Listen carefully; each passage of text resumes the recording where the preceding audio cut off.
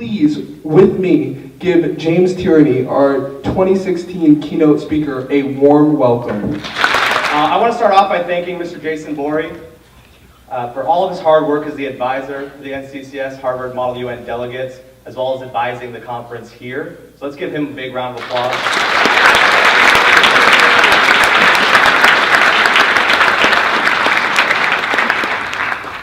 I also want to thank him for reaching out to me to participate in the opening ceremonies today. It is an honor and a privilege for me to be back here at NCCS, where I graduated from, participate in this exact same conference. And so from the bottom of my heart, thank you, and I'm very honored to be here.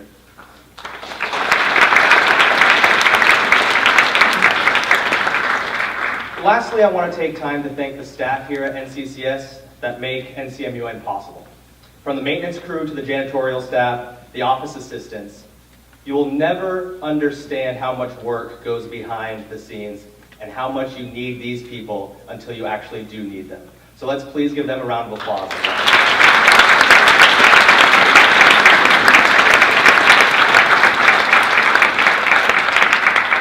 And over these next couple of days, if you see any of them walking around, shake their hand, get to know that I'm completely honest. When you go out, you're going to realize that the maintenance crew, the office assistant, the janitorial staff, without them, none of this is possible. So make sure you go there, shake their hand, and say, thank you.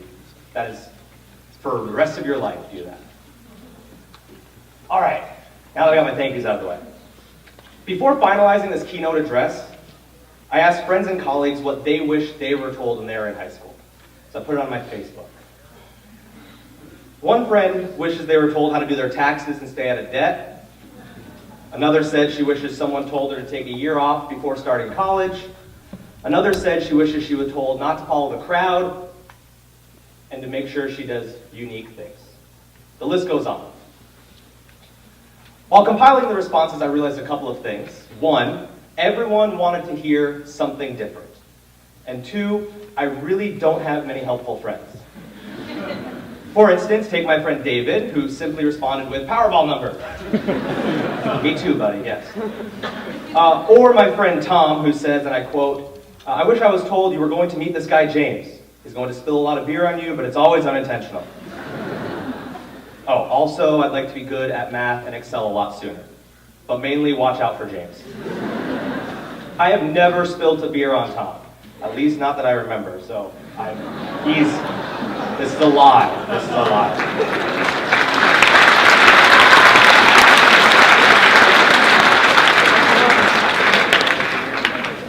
As I was reading my friends' responses, something became very clear to me. Everyone has a different life story, and their experience in high school led them to different experiences and desires later on in life. Your experience here, today, the next couple days, and this conference is going to lead you to other experiences later on in life.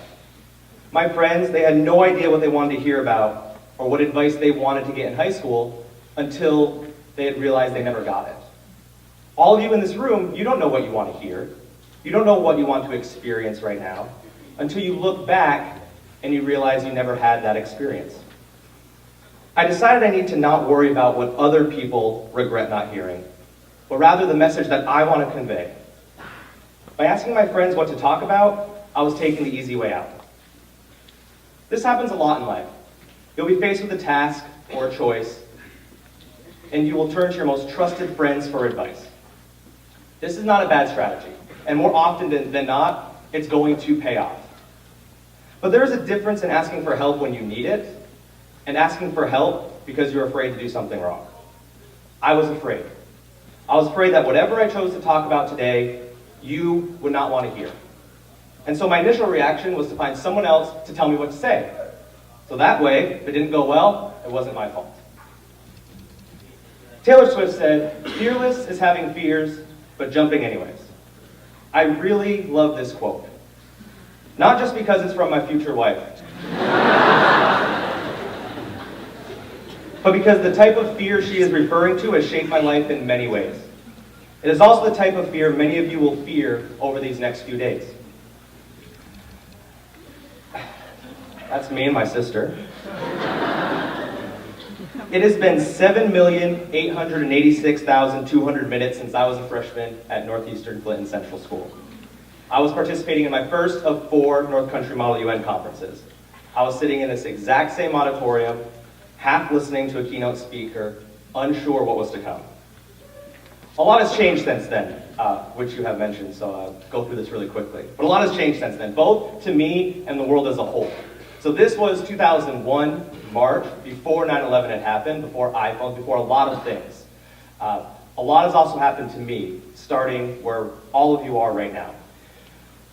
In those 7 million plus minutes, I've earned 2 degrees in economics, like was said, 1 in mathematics. I interned at a Fortune 500 company. I owned a tutoring business. I taught economics at a high school, 2 community colleges, and now 3 different universities. I've actually done stand-up comedy. I've been part of 2 improv troupes. I've married the second love of my life, Taylor still. I've also adopted the cutest dog ever. I show Penny in class a lot. It helps with my ratings. And last week I actually signed a contract to buy a house. Most of these decisions have put me in debt, but that's a story for another day. Maybe you'll graduate, come to Penn State, take my economics class. We can talk about it then. The thing is, in those 7 million plus minutes, I also got rejected from multiple internships, jobs, and rejected from 8 out of the 10 graduate schools that I applied to. I have been embarrassed in multiple phone interviews that I was not prepared for. I was caught for plagiarism in a college history class for doing something ridiculously stupid. I had my heart broken many of times. I dropped out of a PhD program. I lost many friendships. I gained about 25 pounds.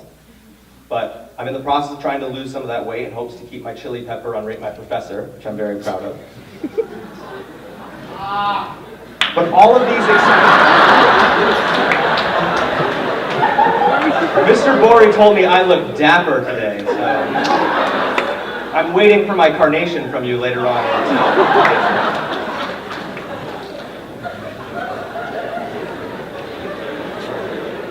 All of these experiences, every single one of these experiences, both good and bad, led me to where I am today. And most of them came from trying something I was afraid of doing. That bad, huh?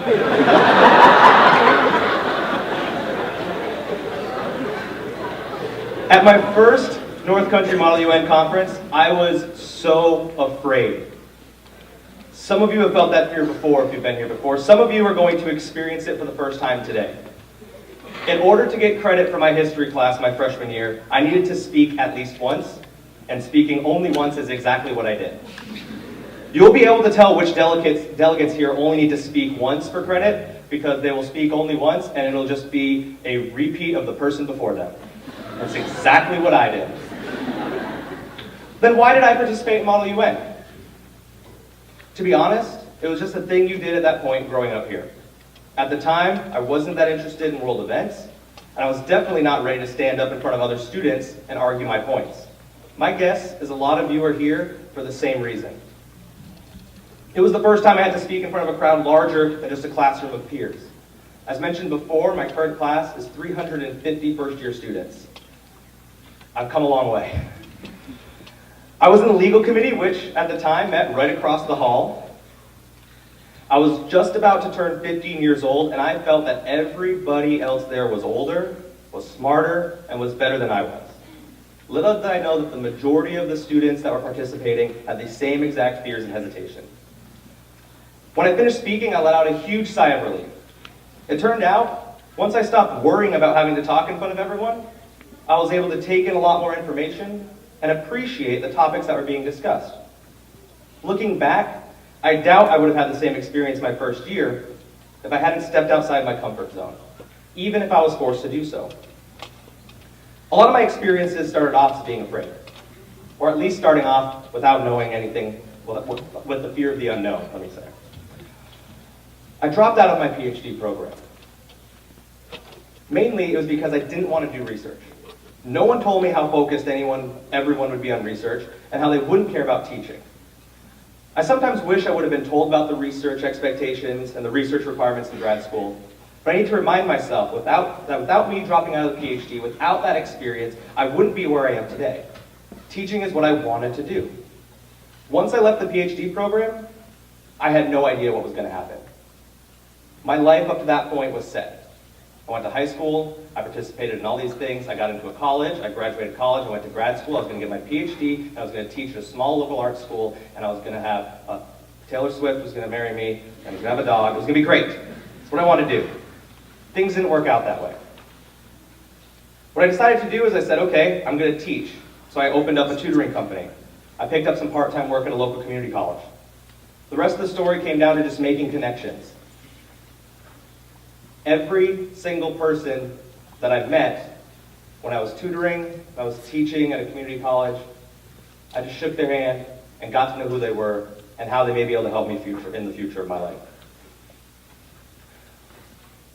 When I look back, I realized it could have been easy-ish to stick through the PhD program, or I could have just found a job in finance, which is what I really didn't want to do. But I had fear, and I jumped anyway. I hope that everyone in here, I hope you're both afraid and uncertain about what is coming your way over the next 3 days. This will not only make you a better delegate, but it'll also make you grow as a student and a citizen of the world. I hope you are both afraid and uncertain about your college days.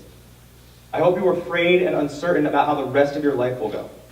If life becomes too easy, it means you are not holding yourself to a high enough standard. And Stephen Colbert once said, any standards worth having will be a challenge to meet. Before I get out of here and let you start working on the problems of our world, I want to ask all the seniors in the room to stand up. Give them a nice long round of applause.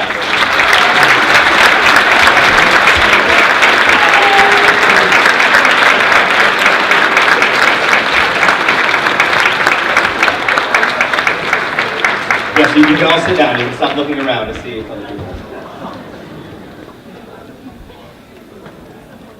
And I want to speak directly to you for a couple seconds.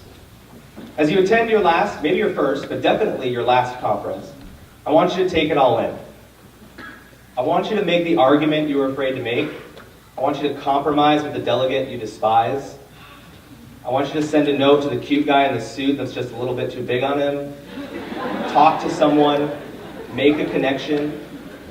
I want you to make some memories and enjoy these experiences. North Country Model UN will always be a thing of the past. So take a hold of the experiences you'll have here. I hope these experiences are awesome, because in a few years, you're going to have the opportunity to give back to this conference in many ways. This year, former NCMUN participants Stephen Pemberton, Katrin Hurdick, Maya Gemmel, James Kehoe, Robert Gagnon, Kristen Glode, and Andrew Goodrich all contributed directly to NCMUN. And hundreds more, many of you in this room today, donated through bake sales, candle sales, school dances, to make this conference possible. We are all aware of the budget issues that are plaguing every school district in the North Country.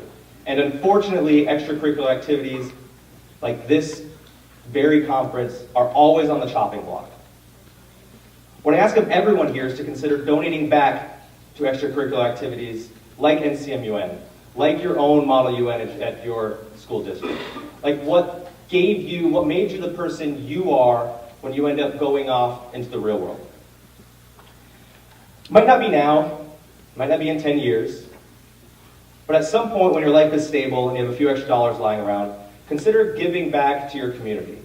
Consider giving back to the organizations that shape the way that you turn out.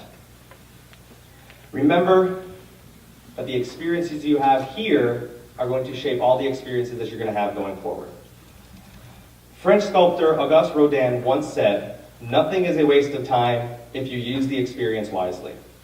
My challenge to you, not only as you participate in North Country Model UN, but as you continue your journey through high school and beyond, is that you take every experience, learn from it, and build upon it. Because I want to be honest in saying you won't know which experiences will be the most meaningful ones until they are long gone. Thank you very much.